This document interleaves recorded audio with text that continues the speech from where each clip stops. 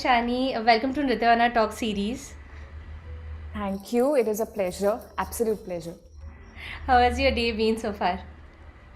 Day's been regular. Thankfully, whether it is a good thing or a bad thing, I don't know. But thanks to the whole COVID crisis, the good things that we could learn out of them were virtual tutoring and getting to connect to different artists online. So work has been good and good day so far. Yeah, and exactly the reason why we sitting on different parts of the world are able to speak as well. True. So yeah, definitely COVID has given us something. Yeah.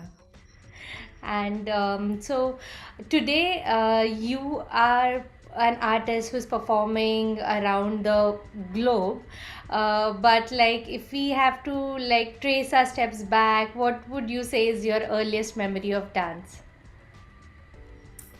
My earliest memories would definitely be sitting in my mother's class and watching youngsters, elder girls, like teenage girls, everybody dancing and then harmonium and tabla, the sound of that. I think for me that is my earliest memory, and I feel I still relate to it so much.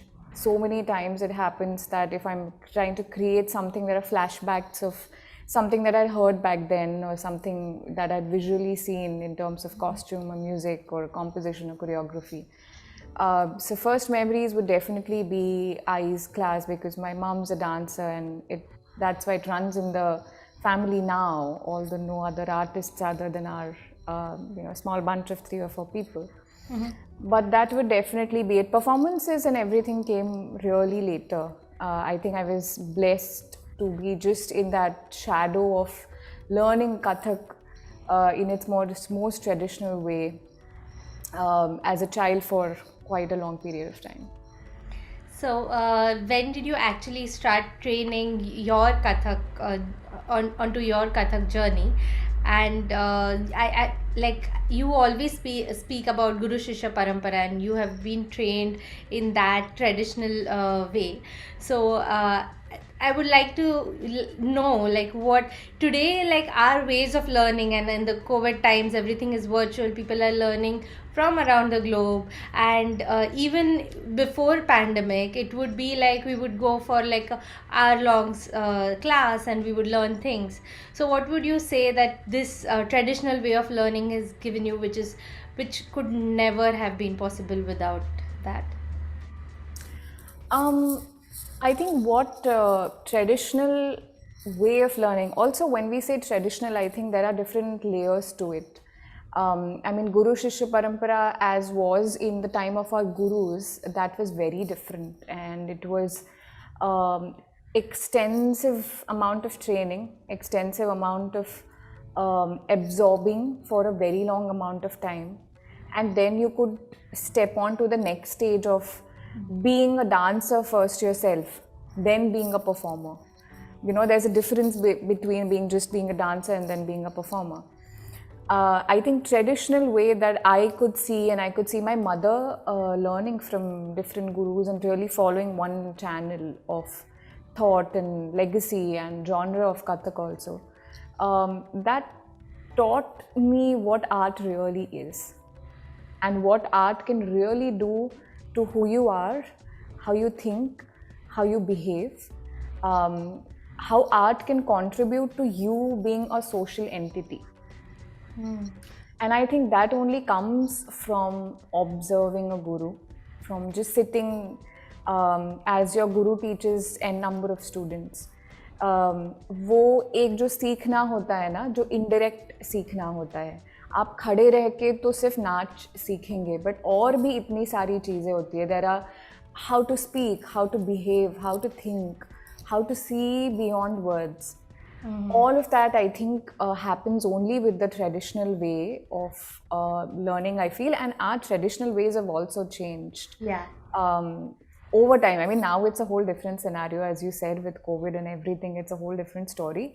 But we've seen so many dances. I'm sure you would also be you would also contribute to the dancer when we say that we learn in workshops. We learn by watching different artists of not just a dance, but also of music, of percussion.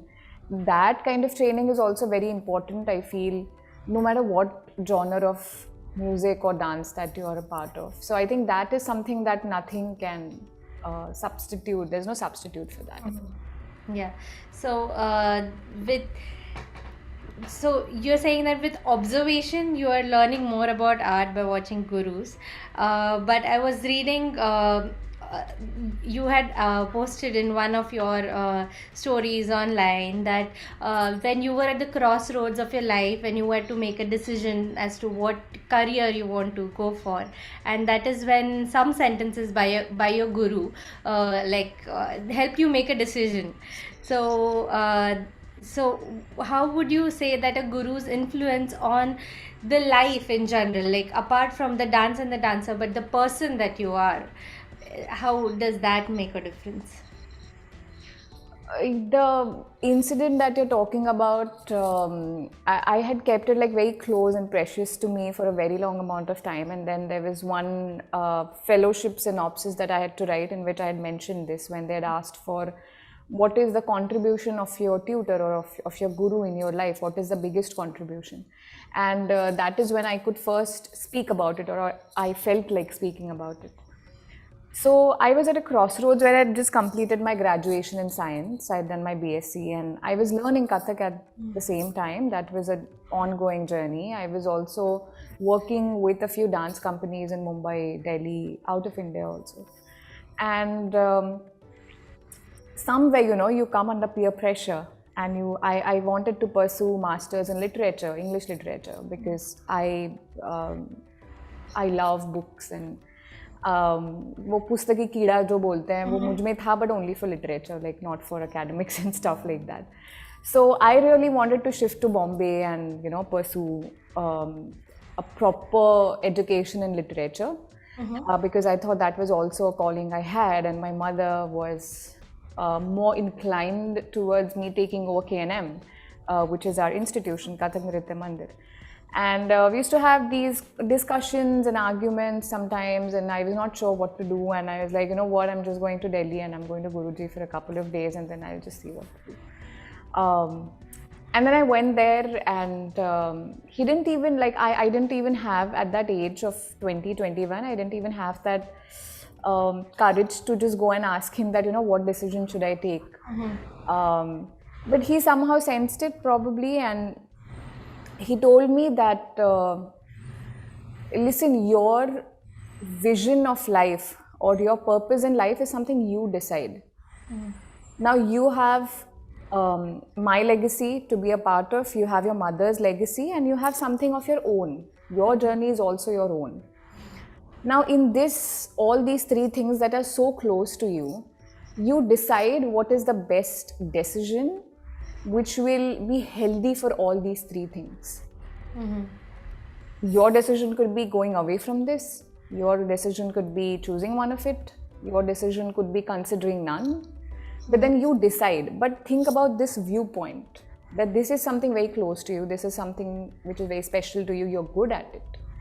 What decision will really be good in taking these three things forward? And it was like, my mother says कि गुरुजी जब कभी कभी बात करते हैं तो ताला खुल जाता है.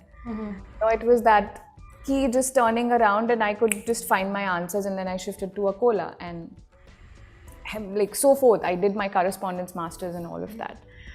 But I feel this is only what a guru can do, to show you the way without making a decision for you. Right. To tell you what can be right for you and leaving it be, letting it sink in. Right. Giving you the power, but at the same time showing the guidance, like just the guiding light. Yeah.